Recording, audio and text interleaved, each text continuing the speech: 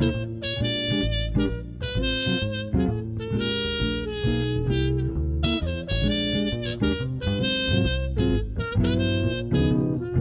everybody. Welcome back to the Watchung Booksellers podcast, where we bring you conversations from our bookstore's vast community of book professionals who talk about what they do for the love of books. Thanks for joining us. I'm Marnie, and I'm here with my co-producer, Kathryn. Hello, Kathryn. Hello, everybody. Hi, Marnie. Hello. And this week, we are talking about family and fiction. Yeah, we have all got those family secrets, the stuff no one talks about, or you feel like you're not allowed to talk about, or you have to wait until so-and-so is no longer walking this earth before you talk about. And some folks will write a memoir about it eventually. But our guests today have mined some of their family's, relatively dark history and shared it in fiction form. And they didn't wait. They took the risks and wrote what they needed to write as artists. Today, we welcome Kim Coleman Foote, author of Coleman Hill, and Toni Ann Johnson, author of the brand new release, But Where's Home? Kim lives in Montclair, but Toni Ann is now in LA, so we recorded this talk virtually. So be warned, the audio can sometimes be a little Wi-Fi affected, but you'll forget about all of that when they dive into how they fictionalized each of their family's history to create these incredibly heartfelt stories. First, let's talk about what we're reading. Kathryn, what are you reading? Okay, first, I am still arranging the details on our first book club. Sorry, everybody, it's just taken me a minute here. But we are planning to discuss Stoneyard Devotional by Charlotte Wood, and we're going to host this on our Substack page at Watchung Booksellers Podcast, and we'll invite you to join in the conversation via chat or by sending in pre-written questions. You can send those to the Substack, or you can just send them to us at wbpodcast@watchungbooksellers.com.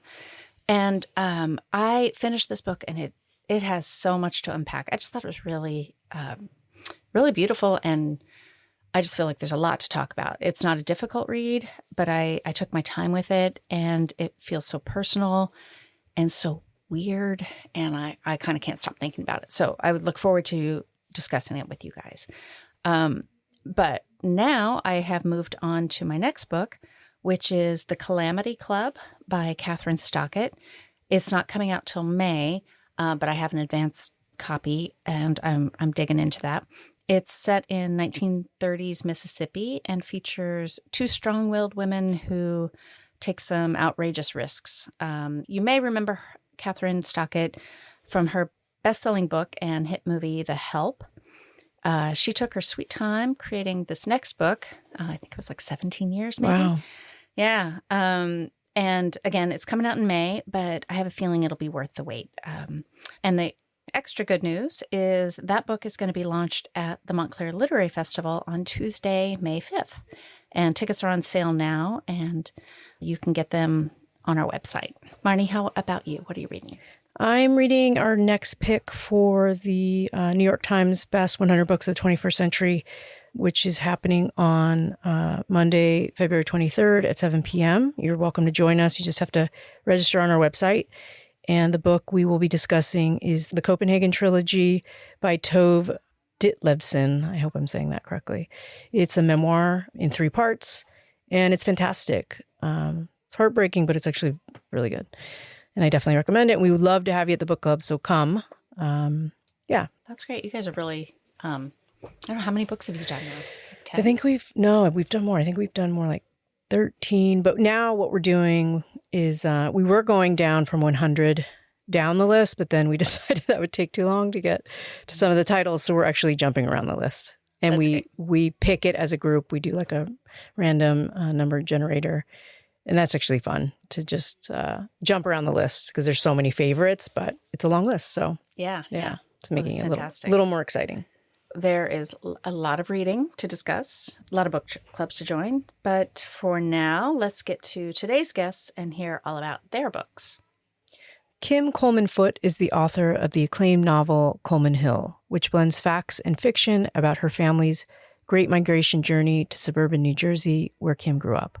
The novel was a finalist for the Carol Shields Prize and NAACP Image Award, among others, and was longlisted for the Center for Fiction First Novel Prize. Additional honors include literature fellowships from the National Endowment for the Arts and the New York Foundation for the Arts, residencies at Hedgebrook, Yaddo, and McDowell, and a Fulbright Fellowship to Ghana, where Kim conducted fieldwork for her second novel, Saltwater Sister. Forthcoming from SJP Lit in 2027, the novel explores women's resistance to enslavement in the 1700s and a fight for reparations in the present day. And with her is Toni Ann Johnson. Toni Ann is the winner of the Flannery O'Connor Award for short fiction for Light Skin Gone to Waste, which was selected for the prize and edited by Roxane Gay. The book, a work of autobiographical fiction based on Johnson's family, was also shortlisted for the Saroyan Prize and nominated for an NAACP Image Award for Outstanding Literary Work. Johnson's novella, Homegoing, about the same family, won Accents Publishing's inaugural novella contest. Her novel, Remedy for a Broken Angel, earned an NAACP Image Award nomination for Outstanding Literary Work by a debut author. Her newest book, But Where's Home, is Johnson's third installment of the Arrington family saga and won the Screen Door Press Prize for Fiction. And listeners, I'm going to mention that Toni Ann will be here to discuss But Where's Home on Thursday, March 26th. So be sure to register and meet her in person. Enjoy the conversation, and we'll be back after to fill you in on what's coming up in the store.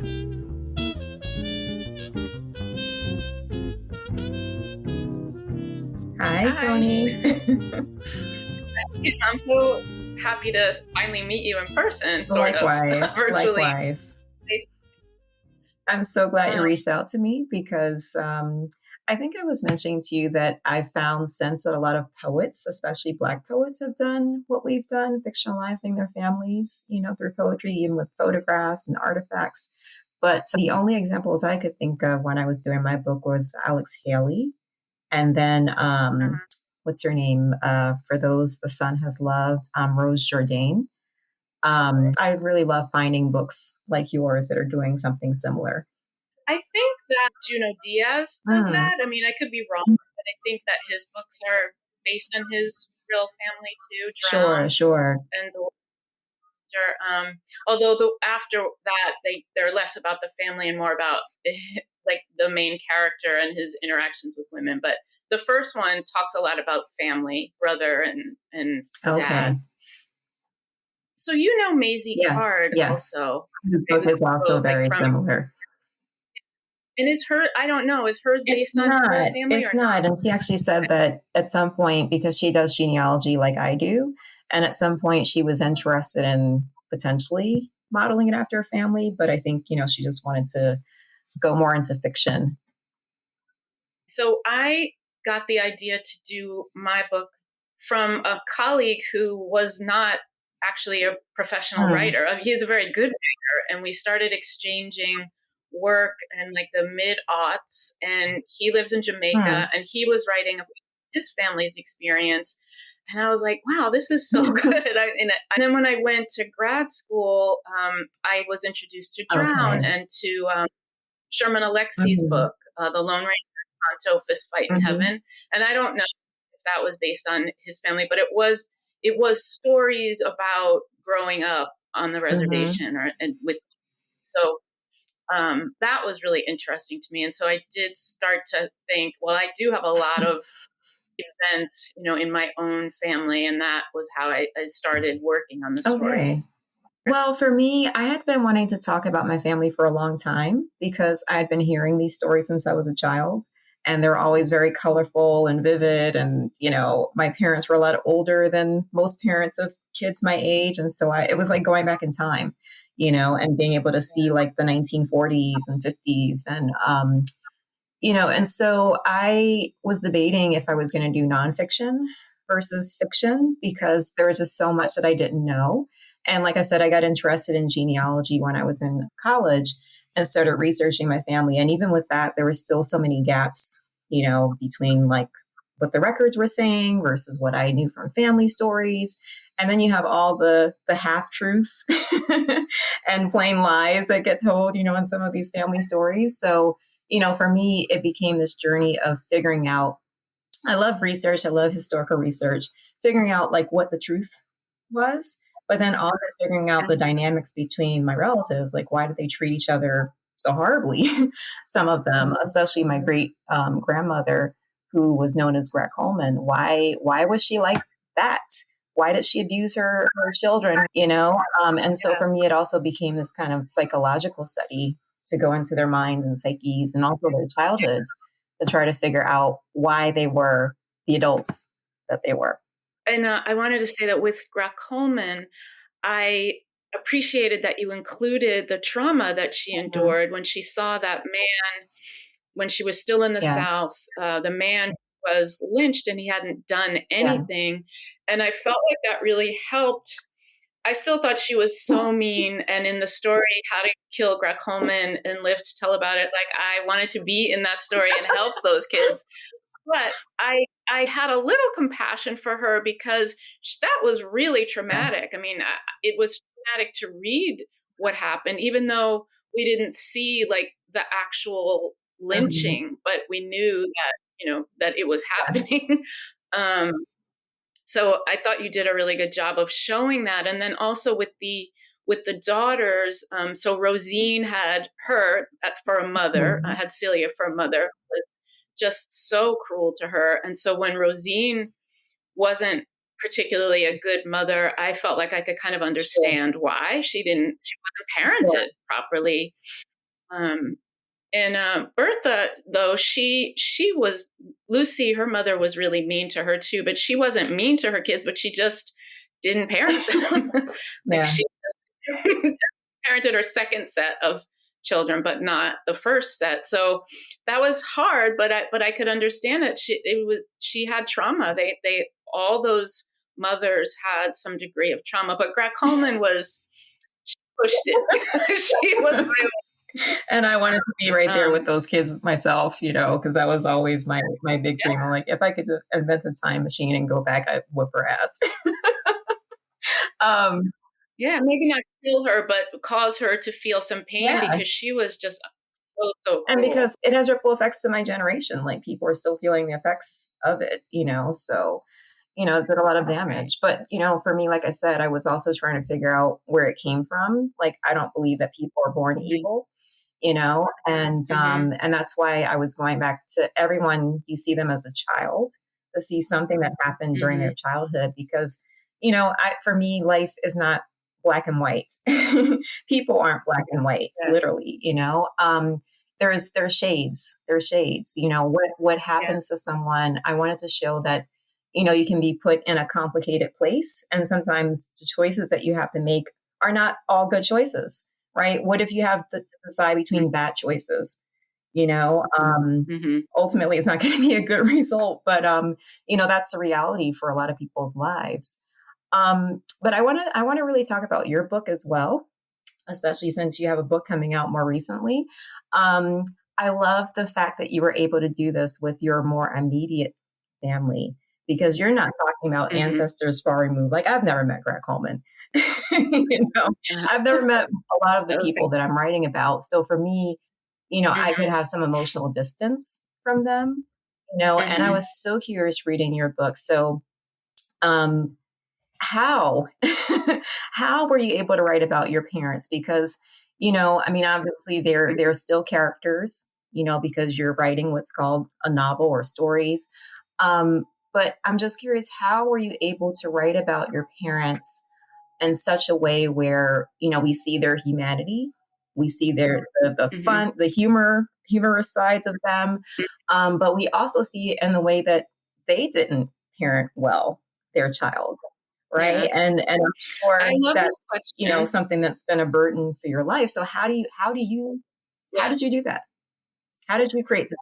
Well, my background is I was trained as an actor. So I started acting when I was a teenager, even before. So my first acting class was age 12. So at 14, I started studying method acting. And so I don't use emotional distance. I do the opposite. I become them. And so if I'm writing from their point of view, I'm not really considering how I feel. I'm considering what's going on in their head. Because if you're writing people who are doing mean things, they don't necessarily see it that way. because they're the hero of their stories. They're the protagonist. And so I tried to put myself in their heads. There's a couple of stories from Phil's point of view. And in the one that deals with the aftermath of Maddie's sexual assault, I did have to invent a lot of that, but because in real life, he wasn't attuned to what happened to the assault. So that was an invention, but just using what I remembered about my father and my imagination, I was able to kind of map out his thought process. And with Velma, I recognized the trauma that she had. So she was abandoned basically by her mother, unwittingly. Her mother didn't intend to do that, but circumstances led to her mother losing custody of her, and she spent a lot of time alone. So she had childhood trauma, and I took that into consideration, and I added that into the book, even though I knew that my mother did not want that revealed, because she was very ashamed of it. She didn't share it till I was an adult. I didn't even know that she had been adopted by another family. But without it, I felt like the book wasn't fair to her because we didn't understand why she was doing these unkind things, why she was behaving this way. Why was she so cruel? But I feel that it was unresolved trauma. And in a way, she was acting out her rage at her own mother on her child, not being conscious of it. And so I tried to just have compassion for who she was and how she thought about herself, rather than writing about her as me being angry with her. I just felt like that wouldn't be fair. So I just tried to be fair, and I tried to really feel my way through the logic in her head. Like, she feels justified by the mean things that she does. So. Well, I just want to say it's very admirable, because I essentially did the same thing with my relatives, where I literally would embody them and try to figure out, what was going on in their heads, their bodies, their emotions, all that. But again, these were not my parents. These weren't people who did something directly to me, so I think that's some really deep compassion, and a lot more people.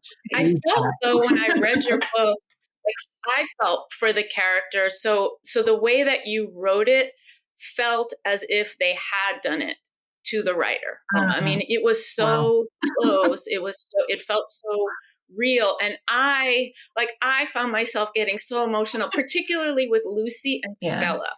So for people who haven't read the book, Stella is the mother-in-law of Lucy, and she's in Lucy's house while Lucy's married to Solomon, who is Stella's son. But then when Solomon's out of the picture, Lucy has to stand up for herself. But Stella is so aggressive and dismissive and unkind to Lucy that I wanted to punch Stella.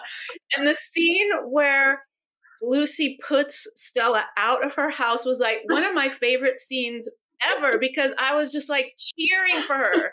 I was like, you go! It was so much fun. And it just felt like she was kind of living out a fantasy of everybody who's been oppressed by somebody who gets back at them and stands up for themselves. So thank you. That was amazing. Well, that was a true story, so I did have to invent, like I said, a lot of things, but that was a story that was handed down to me, that my great grandmother kicked her mother-in-law out. And, that always fascinated me, because just knowing about my great grandmother, she also did some things that weren't great to her daughter, who was my grandmother. But at the same time, all the stories that I have of her talk about her as this very sweet, loving, except for maybe my grandmother, but loving, kind person. And this is Lucy? Or Lucy. Lucy, yeah. And I'm just thinking, how did she live with this oppressive mother-in-law, and how does she work up the nerve to kick her out of her house, and so that whole thing was an exploration of that whole, how that might have happened, and I figured that the death of her husband, I talk about my two great grandmothers, the fact that they came up to New Jersey from Alabama, from rural, Jim Crow, Alabama, to this also kind of rural New Jersey. And, but then their husbands died within a couple of years, and they had like 4 or 5 kids to raise on their own. And how did they manage? How did they survive? And also they had 2 very different personalities, right? And were somehow friends, which also was like, how did that happen? Because they were just night and day, but maybe the whole opposites attract thing.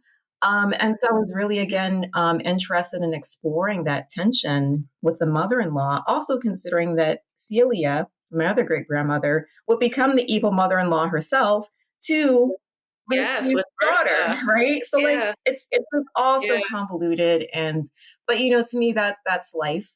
That's what makes life really it's messy. Which to me history, real history is messy.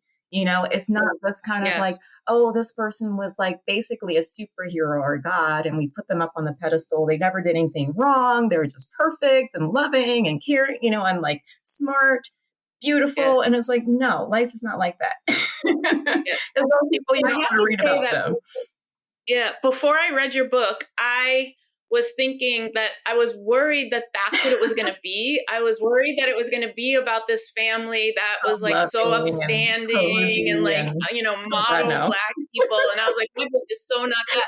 And so when I started reading the book and it was as messy as my family, I was like, oh my God, I love this. We're kindred spirits. Oh my God.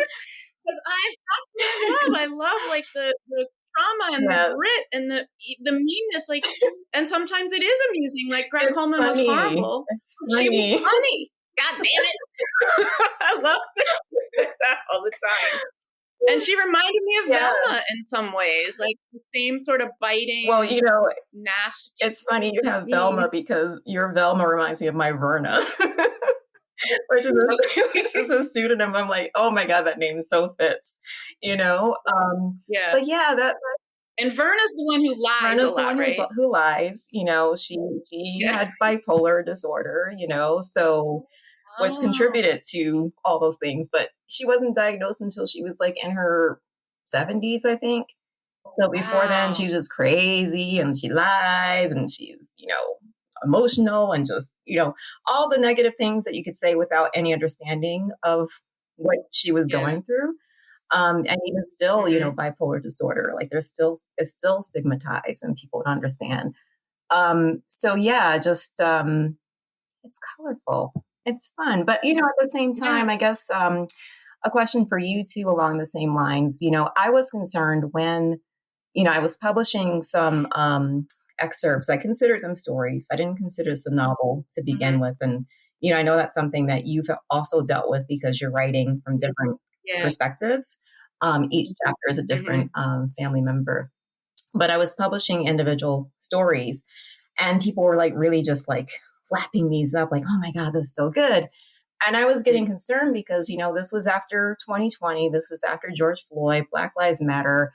And I was thinking like, oh, wait a second, because it's mostly white, editors and magazines that are interested. Are they thinking like, oh, because Black trauma is kind of this hot topic now? And like, do they think that Black families are supposed to be like extremely messy and dysfunctional and abusive? It's like is this why we're giving this so much attention? Because we think this is the way that all, Black families are. And so I wanted to get ahead of the curve and put out the message that like, no, this is not necessarily like the standard Black family. But I did want to talk about trauma because I think, trauma extending from slavery, like we still have not acknowledged as a country the trauma of slavery. And obviously so much. And the lie of Black inferiority. The lie of Black inferiority, the lie of Black everything, right? And so so I wanted to put that out there and make these connections with slavery in terms of like the abuse and the colorism and, people just not liking someone within your own quote race because your hair is straight or your hair is nappy or your skin is dark, your skin is light, so I wanted to really, put those things out there and including also the self-hatred, coming out of that. So I don't know if you had any concerns about that with your own work. I mean, obviously with yours, the level of trauma is not necessarily the same as Coleman Hill, but, there is like, the parental neglect that happens and, Obviously there's Yeah. that. I really didn't. I felt like what I was doing was something that I hadn't seen other people write about, because I feel like the experience, so my family's experience was my father was highly educated. He had 2 master's degrees and a PhD, and moved to an area that, while there were a few rich people and a few educated professionals, it was a by and large working class community filled with people who were firemen and New York City firemen and New York City cops, and people who didn't go to college. And Monroe, New York, people, when they read the book, they assume that it's a suburb. But when my parents arrived there in the 60s, it was rural. So up the street were cows. There was a farm. Like, I didn't include that, but if you look at the history of Monroe, it was known for cheese. There was dairy farms. So these were people who were almost like Appalachia.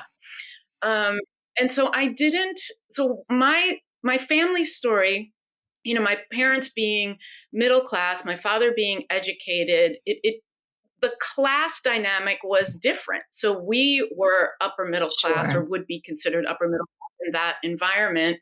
And other people were like working class. And there were some people that were, the same socioeconomically, but mostly not. So the kids that Maddie's playing with in her neighborhood who call her the N-word, their families aren't, well-to-do, and they don't have, good educational backgrounds, but they still look at her as second class in that environment because she's not white. And so I was more interested in that, and also showing that my parents lived very similarly to a white couple in that environment. They socialized with white people. My father had affairs with white women. My mother had a business.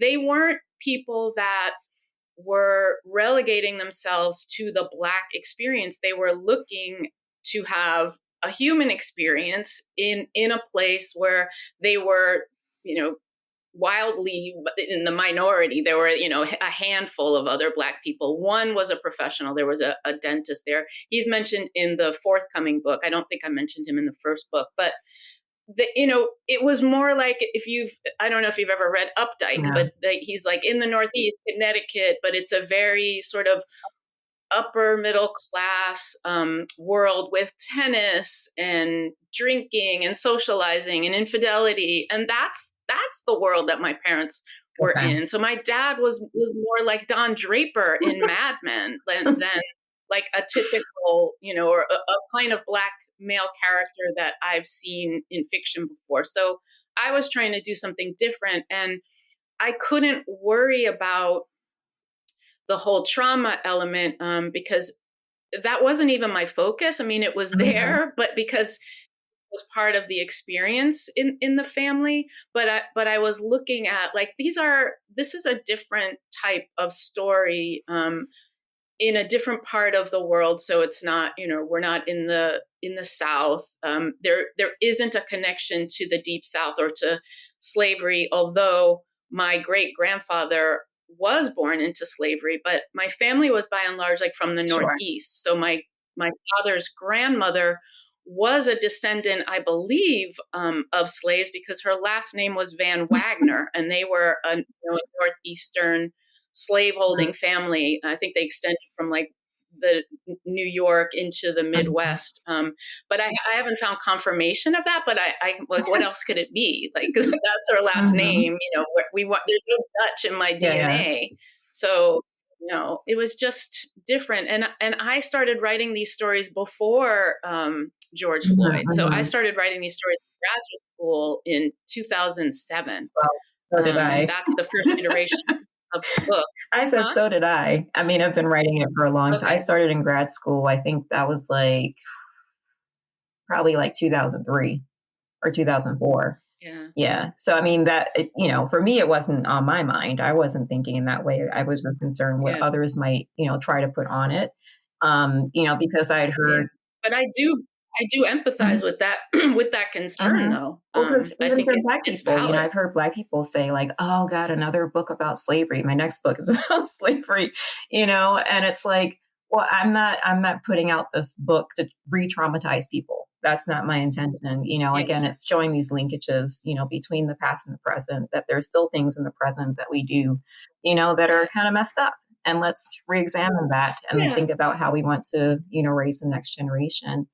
But going back to your book, talk about the evolution because, when it's such a long story. I'll try to do. We have some time. We have some time, and it's good time to shine. Originally, there were three. So I have three books that were originally one long book that I worked on with an agent for 5 years. So this is after grad school. I was still working on the stories and publishing them in journals and stuff. But the first iteration of the book was just a story collection, and it was mostly the stories that were in Light Skin Gone to Waste. That was close to the original. Like that was my grad school thesis project. But then after I started working with this agent, she wanted to see more points of view. So I added different points of view, and I added the point of view of that white housekeeper, Gertie. So Wilma has a white housekeeper. So powerful. So I added that. Yeah. And in But Where's Home, I added the neighbor's point of view. So the book swelled. It was like, when I finished the book for the agent, it was like almost 500 pages. It was like 498 pages.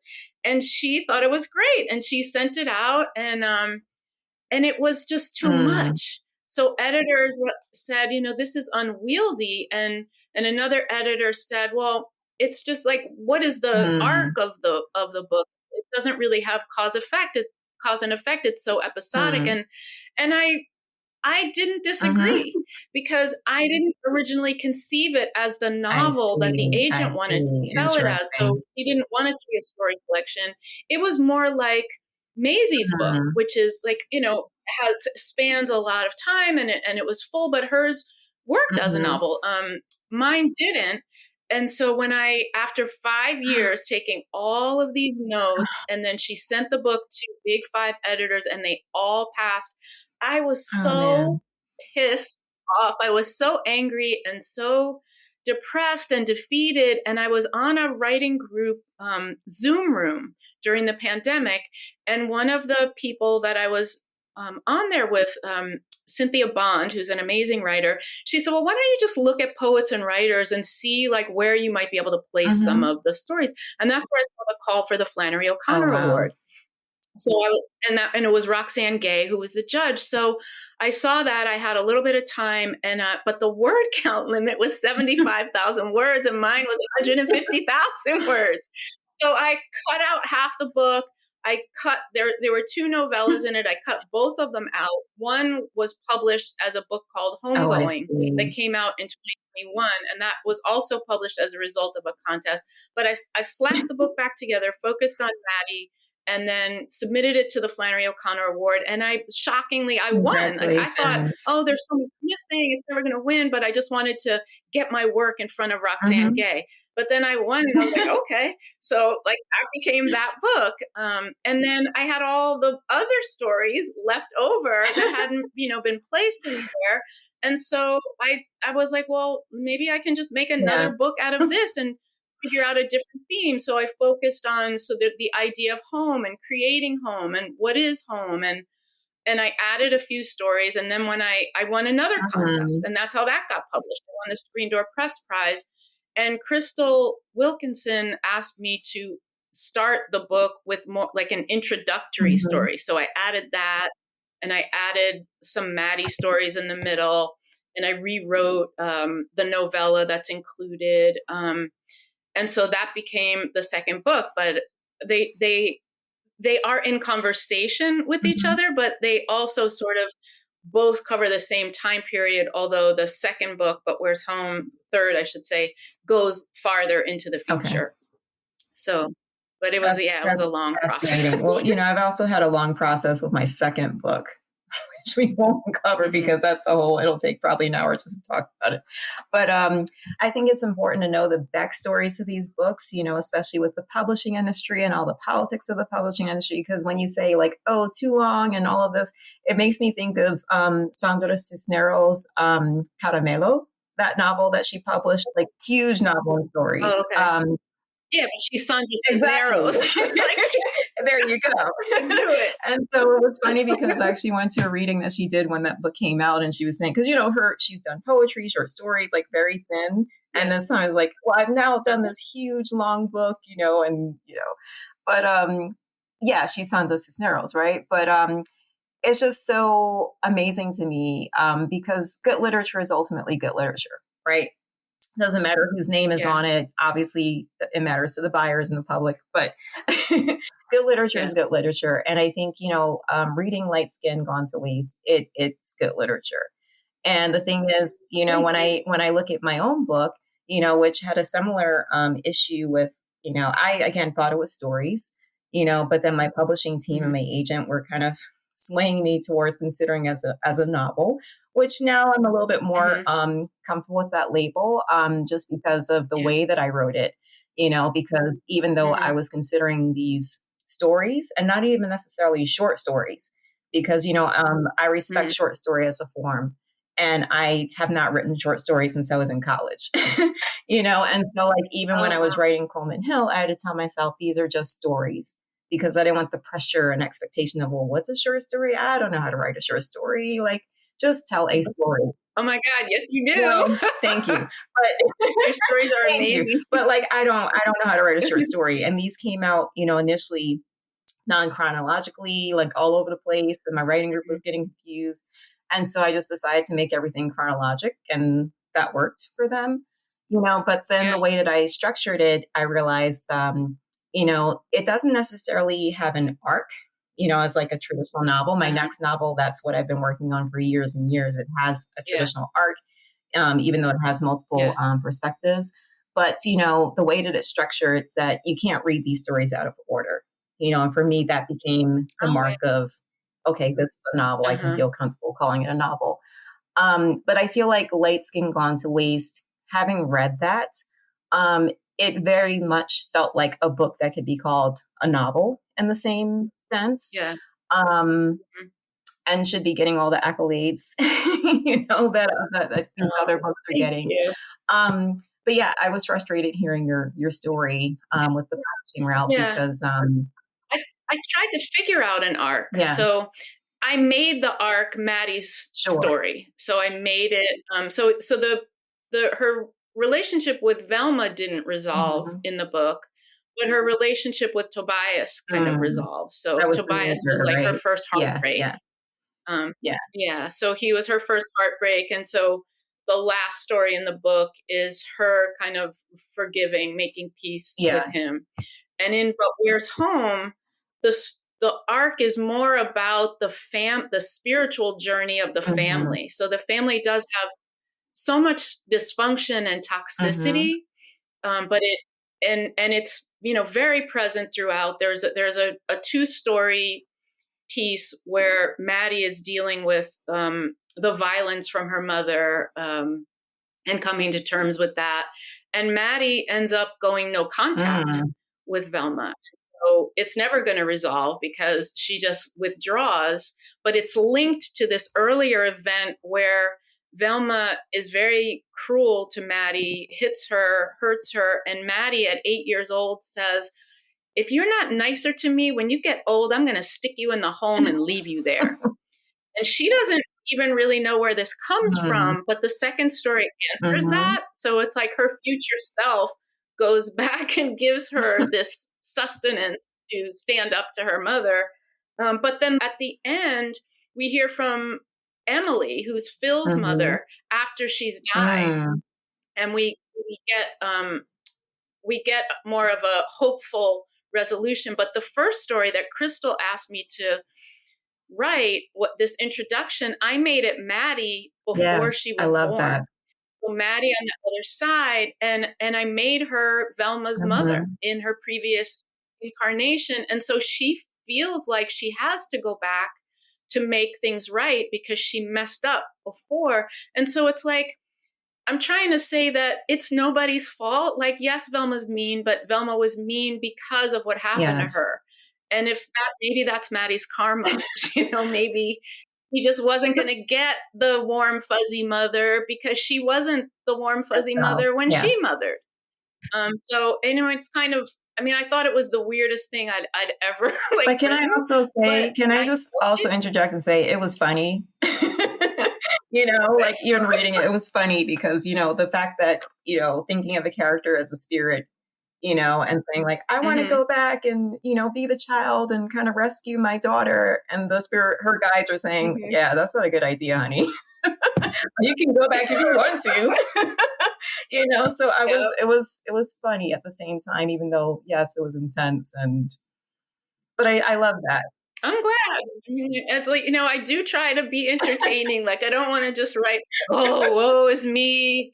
My life was so hard. Like, that's boring. Like, I do try to infuse humor as you did, even in the harshest violence. Like there's levity, and I do feel like that, like you are aware when you're writing that you're entertaining. You're not just writing to like exercise whatever your family's history is. Like you're my work is not trauma porn. Trauma porn is unrelenting abuse, horror, suffering.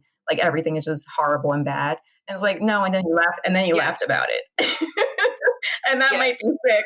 That might be sick in some way, but you laughed about it. And there was something funny in that, and I always think even of myself, like things that, when I have kind of horrible experiences and in that moment, you would never laugh and you just want to like rage and hurt someone. And then afterwards, there's like something funny about aspects of it in a way, so that's, But I think, and your craft, like I love your approach. All the voices, you made all the voices distinct, and you do second person, first person, third person, first person plural. Like there's everything in there, and it's just so well written. It's a very sophisticatedly approached work, by a craft standard. It's just really well done. And likewise again. And I said likewise again for yours because you use the same techniques. For me, it was kind of. I do, and that's why I loved your book so much because I was like, oh my god, this is so. It's my favorite thing. I love when I hear different voices. So I listened to the audiobook of your book, and Bonnie Turpin does a lot of the narration, and I wanted to ask you if you've ever studied music because it's so musical. It's rhythmic. Music, it's so fun to listen to. It ruined me for other books. Well, because it was like listening to music. I have to say, I think my poet friends, all the poet friends I've had in life, to make me more attentive to music, because I actually started writing fiction. Oh God, I say my first story when I was about 7 years old. And I never stopped writing fiction since then. And I used to write a lot of like teen psychological thrillers when I was in high school. Not attentive to language. It was totally genre, but my plots were amazing. I still go back and look at those books and I'm like, the writing is kind of cringy, but I keep turning the pages. There's cliffhangers. I'm like, you should rewrite them as YA. I do want to revisit some of those. But but the thing is, having so many poet friends, like for years, it was really hard to find a serious fiction writer friend. And I think just because novels are so really hard to write, poetry is, it's shorter, not to minimize the craft, because I know poets who take years, just to finish a poem. But, there are lots more people calling themselves poets out there than like, I'm a novelist. And so, my poet friends would read my fiction and they'd be like, oh my God, I just can't get past this sentence. It's just like, and I'm like, there's like 50 pages. Please get past the sentence. But they're like, but I need to taste it. I can't taste this word. And I'm just like, oh my God. What's wrong? Oh, wait. But like that kind of built in the sensibility for me. And I would say like, actually for me, the first novel that I had that experience where it was, because I'm a storyteller, I love the story. I love the words too, but it's also about telling a story with that arc, with the character development, all that, the atmosphere. And so for me, the first book I remember reading, I was actually in my MFA program. So again, probably like 2003, 2004 was Arundhati Roy's The God of Small Things. It was so beautifully, poetically written. And like at the same, and it was also kind of like a story, you know, a novel and stories kind of feel, but like it was so beautifully written, but at the same time, you got a deep sense of like story development. And so I was like, oh, you can actually merge this kind of thing. So my writing over the years kind of developed more of that kind of poetic rhythmic quality. And, you know, I don't actually read my stuff out loud. I know a lot of people do, but I have a sense in my ear. Like I'm always tweaking sentences because I'm like, this doesn't sound right to me. So yeah, there's always musicality as I'm writing. Yeah. And so I did study music a little bit. I studied singing and I also had a poetry phase. And so, so same, like I hear the rhythms in the sentence. And one of the like hard things about like the copy edit process is, you know, they want to fix it. And sometimes, no, it's supposed to be like that because that's how people talk. Or you have to change the word because it's not the rhythm. Correct. Yeah. No, I appreciated that about your, so I'm really sensitive to that. I appreciated about your work as well because the sentences flow. And for me, since I am a person who's attuned to rhythm, you know, like I can read popular fiction, but it's not my preference these days because again, my taste has moved towards more kind of poetic writing.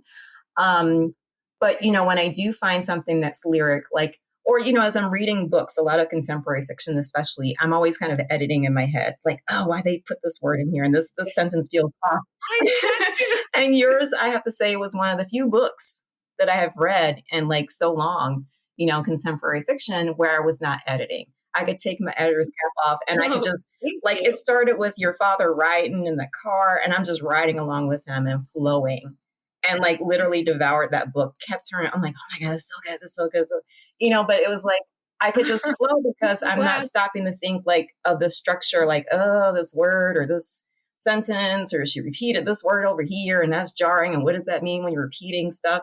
You know, so yeah, a lot of fangirling right back at you. I just wanted to ask you quickly, because this is a question that I always get about Coleman Hill. How has your family reacted to your books?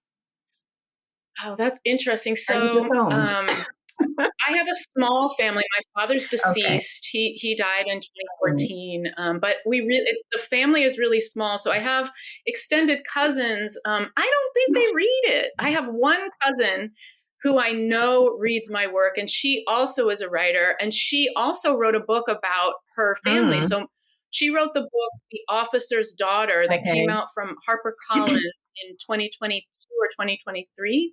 And that is about her experience when our cousin got murdered, and her father, my father's brother, was a parole officer, and our cousin's father was a New York City detective.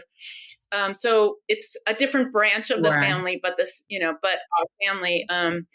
And so she reads my work, but my sister said she doesn't read it. My niece has never said that she's read it. I don't talk to my mother, and my dad is dead. So I hear from the cousin who reads my books snippets of my mother's perspective, and my mother just hates that I've written books about her. She thinks they're all about her, of course, because she's a narcissist. So that's how they think. Everything's about her. But I, what am I going to do? I'm an artist. I'm a writer. I'm driven to write about my experience. And so that's what I did. And I just don't worry about it. I don't think my like larger family like has read it. So there really isn't anybody else. Like that's, I waited so long. My mother's 94. So if I had written this like even 20 years ago, it would have been embarrassing to her, but her friends are dead. So there is no reason for her to be embarrassed anymore about her authentic experience. That's all I can say. But what about you? Similar where, definitely not everyone who's living and who's connected, even people carrying the names, have read it. But, I would say several more in my family probably than in yours have read it. And, so far the feedback has all been positive. Like I said, in my situation, most of the people I'm writing about passed away way before I started writing the book, or way before the book even came out. So I didn't necessarily have like, some of the same issues about people seeing themselves in the book. But yeah, so far, so good. Good. Yeah, I'm at the age, Kim, where I don't need people to respond positively to it. I would hope that they do, but I'm just doing my work. Yeah, and I don't need the positive response. Like, I was anticipating that someone might be, pissed off or angry or whatever, and wondering like, well, what do I do with that? But I think, again, for me, the things in my family, they're worth mentioning because it's not just about my family, it's about others as well. And not even talking about just Black families, right? Because trauma and all these kind of dysfunctions happen in all families, right? And so just, if someone could recognize themselves and their family and say like, oh, actually what we consider normal to be like abusing each other and hurting each other, actually that's not the way that we have to be. Right. And so for me, that was the value of telling these stories, because my family, like I always say, how every Christmas dinner, Christmas is coming up, Thanksgiving's coming up, the family dinners, and they tell the same stories over and over again about the trauma and abuse. And they're like, oh, nobody wants to hear the story. I'm like, actually, it's very entertaining, but beyond the entertainment factor, there's also a lesson in that. And so I think that's what people can pick up on. And that's why I'm telling these stories, not to just say like, oh, look at this horrible, crazy I think there's healing in you telling that. I feel like there's like a component that would allow a reader to find some measure of healing in it, because you can see the dysfunction and the toxicity, and it gives, like, if it's not them, some people can. It helps. I think a lot of people are still living with the blinders on, because again, it's just been normalized. Dysfunction and abuse and all of that has just been normalized in a lot of families. Early on when I was thinking like, oh my God, are people going to interpret this as trauma porn? Like, did I do too much with the abuse? And I saw this Black female, I forget her name, she's a comedian, and she was talking about how like she had this boyfriend, like, I think her mother had been physically abused. She grew up witnessing her mother, and her boyfriend shot her in the head. He shot her in the head, and thank God she lived to tell about it, but he shot her in the head, and she's like, that must mean he loves me that much more because he shot me in the head. And I was just like, oh my God. So did she say that as a joke? Like, that's what she actually believed at the time. Like, she's gotten past that and realizes, but that's how deep dysfunction can go, that you can literally be shot in the head and think that someone loves you even that much more because they shot. So, no, I think people still, again, live with the dysfunction, don't see it, and so that's why I wrote this book. I wrote it for my family to see it, but it wasn't just for my family. It was for other people as well. They like, wake up. This is not how it can be a whole different way than this. And that's how I received it. I received it as like shining a light on dysfunction and saying, this is a cautionary tale, like, do better, be better, Exactly. I think we're supposed to recommend a couple of books. You go first. Okay. Well, I recommend Maisie's book, These Ghosts Are Family. And then I spoke about my cousin's book, The Officer's Daughter by Elle Johnson. And I just read a book that I love that was also like generations of family. It's called The Devil Three Times by Ricky Fain. So those are my I will also put in a plug for Maisie's book, which I loved. And I've been in conversation with Maisie during my book tour. I'm actually reading this book right now. It's taking me quite a long time to get through it, which I don't mind because it's so poetic and I just love the way it's written. But it's called The Living Infinite. And her name is Chantal Acevedo, I think. And it's based on like a real story of like a Spanish royal woman who goes to Cuba. And I'm just getting past the stage where she's been breastfed by a royal breastfeeder, or what do you call that? Nursemaid. Wow. But yeah, it's very. I've had it on my nightstand for a while now, but I'm just enjoying moving through the text. So, and then I also finished another memoir, which I've been recommending. She was actually my roommate at Bratloff, Carly Frisbee Brogan, and her memoir is called Holding. And it's actually about her experience with heroin addiction, and also mothering as well, and her relationship with her mother. And it's also very beautifully, poetically written. And I was just impressed at how she could, merge that, but also talk about this deep trauma and very, very ugly things that happen in her life. That's all good. Thank you for those recommendations. I guess we should wrap up. It was great to talk to you. Thank you so much. Same. Thank you, Kim and Toni Ann, for being on the show. We are so excited to meet you, Toni Ann, on March 26th. And Kim, we can't wait for the release of Saltwater Sisters. Listeners, you can find information about their books and all the books they mentioned on our podcast page at watchungbooksellers.com. This Friday, February 20th, Rae Dumont is launching her debut novel, In the Shadow of Silence, with a party at the UU Montclair. Join her for reading, food, and live jazz performances. And the next day, Saturday, February 21st, the Montclair Public Library hosts Alalia Bundles, author of Joy Goddess, Alalia Walker, and the Harlem Renaissance. On Sunday, February 22nd, we welcome Joy Swan to the Kids Room for a storytime reading of Lucky New Year's Colors to celebrate the Lunar New Year. You can get details and tickets for all of our events, story times, and book clubs through our newsletter, show notes, or at watchungbooksellers.com. Watchung Booksellers podcast is produced by Kathryn Counsell and Marnie Jessup, and is recorded at Watchung Booksellers in Montclair, New Jersey. The show is edited by Kathryn Counsell, and original music is composed and performed by Violet Mujica. Research and show notes by Caroline Shurtleff. Thank you to the staff at Watchung Booksellers and the Kids Room for all their hard work and love of books. And thank you for listening. If you enjoy the show, please like, follow, and share it. You can follow us on social media at Watchung Booksellers. And if you have any questions or ideas, you can reach us at wbpodcast@watchungbooksellers.com. We'll see you next time. Until then, for the love of books, keep reading.